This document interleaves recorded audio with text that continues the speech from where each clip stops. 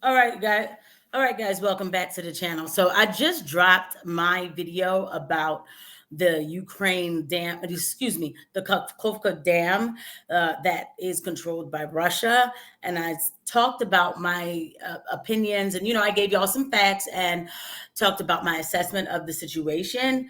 And so I know the situation is a lot bigger than our media would be telling us. Because right now, if you look on MSNBC, they're only showing things like, if you look at the homepage, all the news is about BS. And maybe there's like one thing about the dam.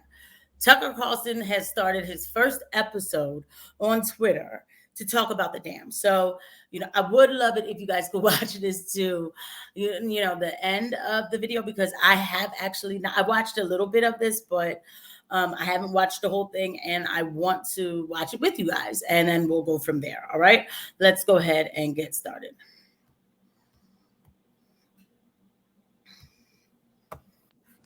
Hey, it's Tucker Carlson. This morning, it looks like somebody blew up the Kakhovka Dam in southern Ukraine. The rushing wall of water wiped out entire villages, destroyed a critical hydropower plant, and as of tonight, puts the largest nuclear reactor in Europe in danger of melting down. So if this was intentional, it was not a military tactic, it was an act of terrorism. The question is, who did it? Well, let's see. The Kakhovka Dam was effectively Russian. It was built by the Russian government. It currently sits in Russian-controlled territory. The dam's reservoir supplies water to Crimea, which has been, for the last 240 years, home of the Russian Black Sea Fleet. Blowing up the dam may be bad for Ukraine, but it hurts Russia more. And for precisely that reason, the Ukrainian government has considered destroying it. In December, the Washington Post quoted a Ukrainian general saying his men had fired American-made rockets at the dam's floodgate as a test strike. So really, once the facts start coming in, it becomes much less of a mystery what might have happened to the dam. Any fair person would conclude that the Ukrainians probably blew it up, just as you would assume they blew up Nord Stream, the Russian natural gas pipeline, last fall. And in fact, the Ukrainians did do that, as we now know. It's not like Vladimir Putin is anxious to wage war on himself. Oh, but that's where you're wrong, Mr. and Mrs. Cable News consumer. Vladimir Putin is exactly that sort of man, the sort of man who'd shoot himself to death in order to annoy you. We know this from the American media, which wasted no time this morning in accusing the Russians of sabotaging their own infrastructure. Bill Kristol, the man who once told us that Saddam Hussein was responsible for 9/11, immediately denounced Putin as a war criminal and even more savagely compared him to Donald Trump. The rest of the pundit class made similar, clearly coordinated noises. Putin did it! Putin did it!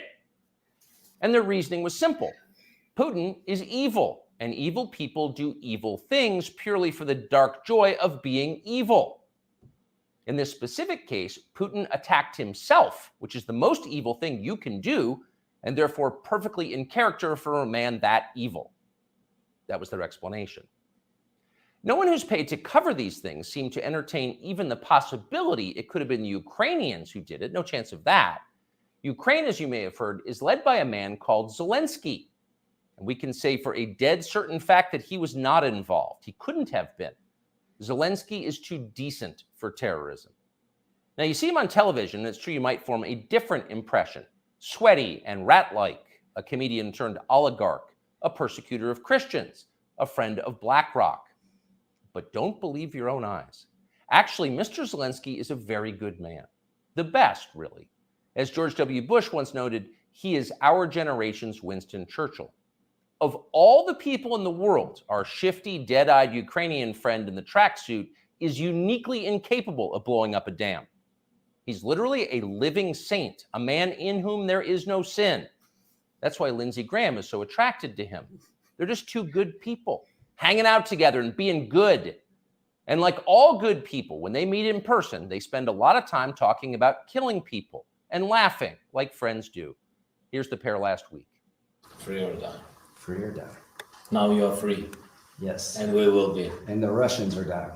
It's the best money we've ever spent. Thank you so much.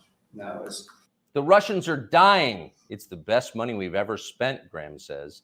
A smile spreads across his thin, quivering lips as he forms the words. He looks like a starving man contemplating a breakfast buffet. The aroma of death has aroused Lindsey Graham. Thanks so much, replies Zelensky. He feels the same way. See, there's nothing dark here. Just two middle-aged guys celebrating the killing of a population. They don't seem like the kind of people who'd enjoy flooding villages or starting a famine. And in any case, who cares if they are? It's really not your business. Your job is to support Ukraine. Watch Nikki Haley, a Republican candidate for president, explain this principle on CNN.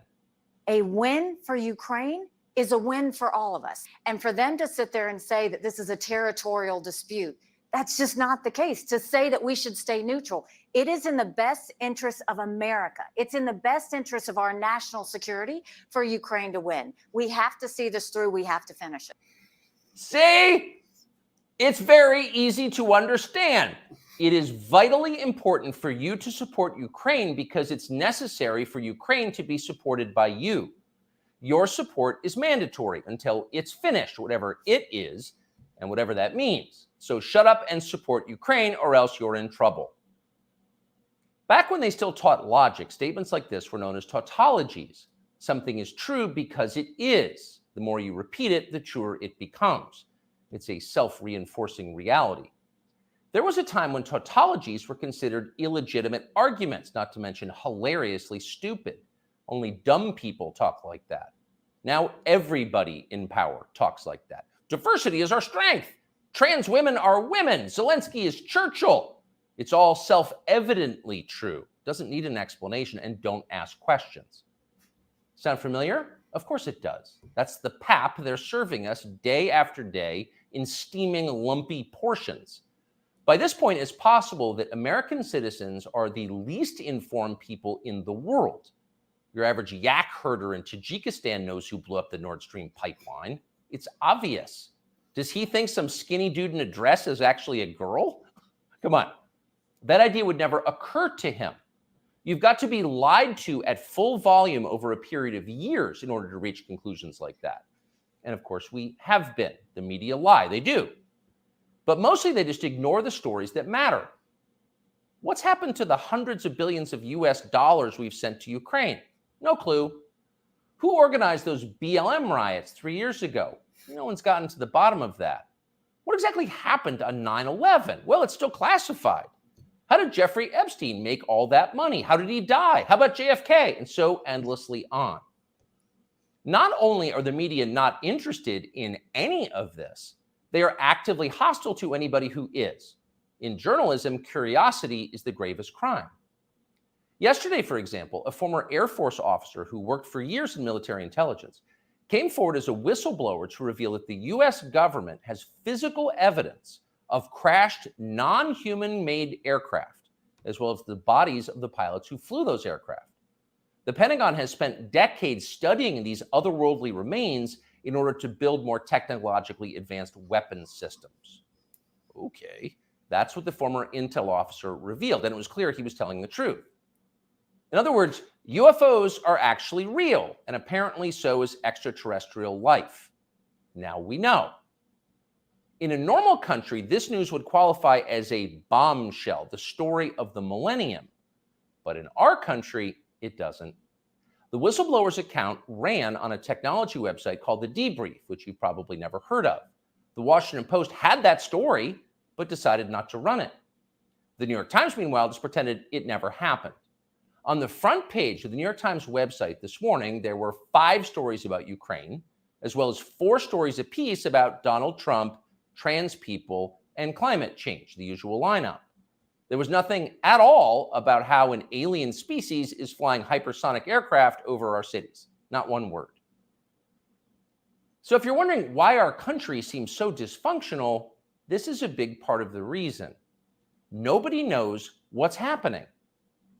A small group of people control access to all relevant information, and the rest of us don't know. We're allowed to yap all we want about racism, but go ahead and talk about something that really matters and see what happens. If you keep it up, they'll make you be quiet. Trust us. That's how they maintain control. When Western tourists first started traveling in large numbers to the Soviet Union in the early 1970s, they found that many Russians had a completely warped understanding of the United States. They thought that Americans lived in grinding poverty, in a state of perpetual race war, and were desperate to flee to the freedom and prosperity of the Eastern Bloc. They thought this because that's what they had been told. They had no way to know otherwise. The few Russians who understood what was really going on in the rest of the world had learned about it from listening to shortwave radio broadcasts, sometimes under the covers so the neighbors wouldn't hear. 50 years later, it is bewildering to consider the ironies here. We're the ones who live in ignorance now. The US government has managed to classify more than 1 billion so-called public documents. So at this point, we can't possibly know what our leaders are doing. We're not allowed to know. By definition, that is not a democracy. Yet it's fine with the media. Secrecy is a powerful tool of control. Stop asking how we got so rich. Here's another story about racism. Go eat each other. That's the program. That's how most of us now live here in the United States. Manipulated by lies, silenced by taboos. It is unhealthy and it's dehumanizing, and we're tired of it. As of today, we've come to Twitter, which we hope will be the shortwave radio under the blankets. We're told there are no gatekeepers here. If that turns out to be false, we'll leave. But in the meantime, we are grateful to be here. We'll be back with much more very soon. Why do people say the news is full of lies?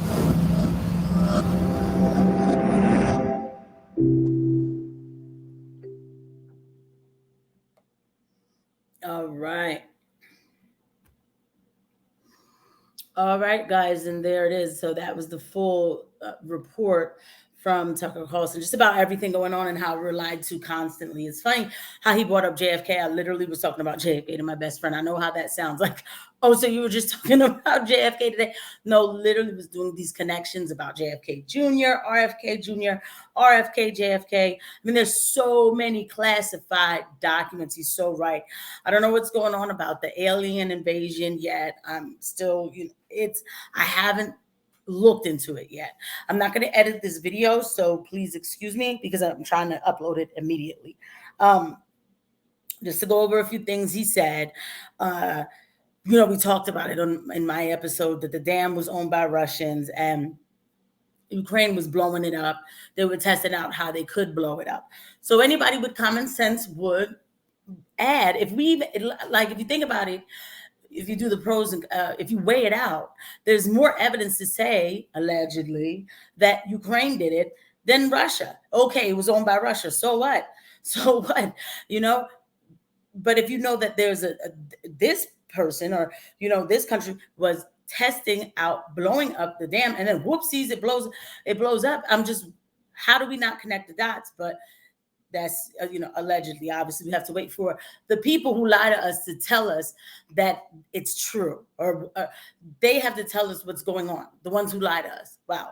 All right. And then, like I said before we started, I said, that MSN homepage is not really talking about this dam that blew up.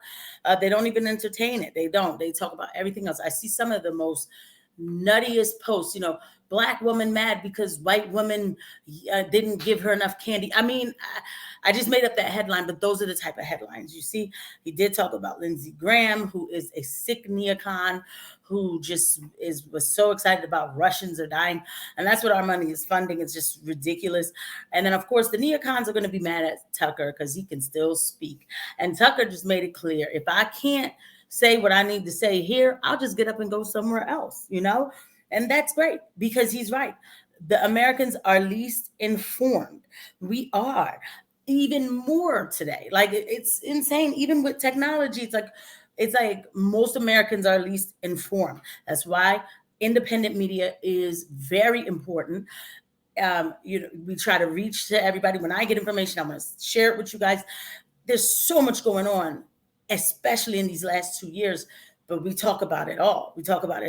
And I'm glad that he made his first episode today because I was really thinking, like, with this dam blowing up and that tweet that I shared with you guys on my last video, I was thinking, like, man, I kind of wish Tucker Carlson was coming on at 8 to kind of make sense of a lot of what's going on here. So it was good to see him. I'm going to hurry up and upload this to my YouTube. And I see you guys over there. I'll see you at the next video. Bye.